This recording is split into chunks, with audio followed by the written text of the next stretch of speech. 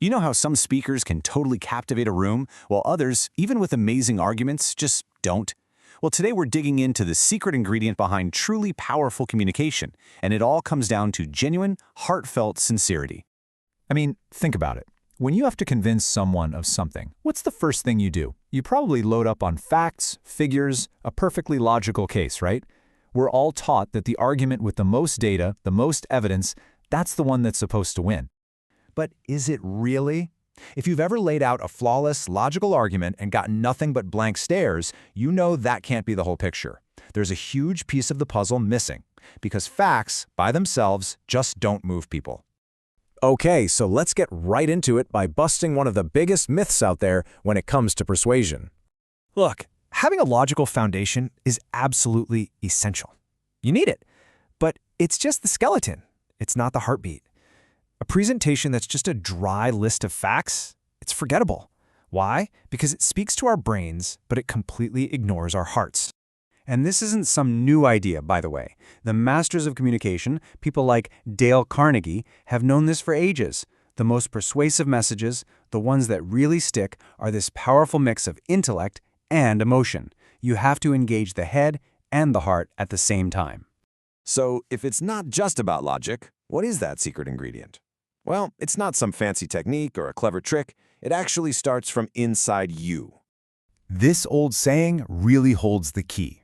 The most moving, the most persuasive communication isn't born from clever words. It's born from a genuine, rock-solid belief in your own message. Experts actually have a name for this. They call it inner force. Now, this isn't about being loud or using big, dramatic gestures.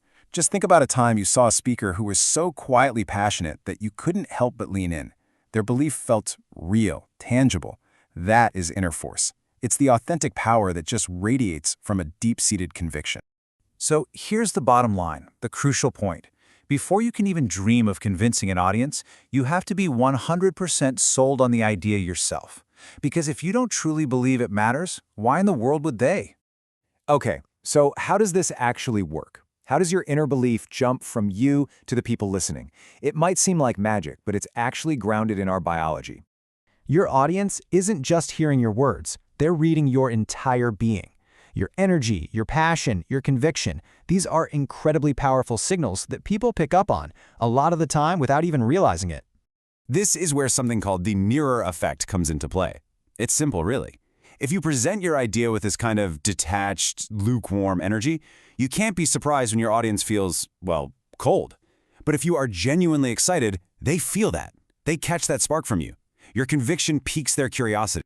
And get this isn't just a nice little metaphor. It's a real, documented psychological principle called emotional contagion. Our brains literally have these things called mirror neurons that fire up when we watch someone else's actions and emotions. We are hardwired to feel what other people are feeling. All right, so I can hear you thinking, this all sounds great, but how do I bring that authentic passion without just rambling? How do you balance being prepared with being spontaneous? It's a great question. Well, the secret is in this really simple but incredibly powerful two-step process. First, you prepare like crazy, and then you let it all go. Let me break that down for you.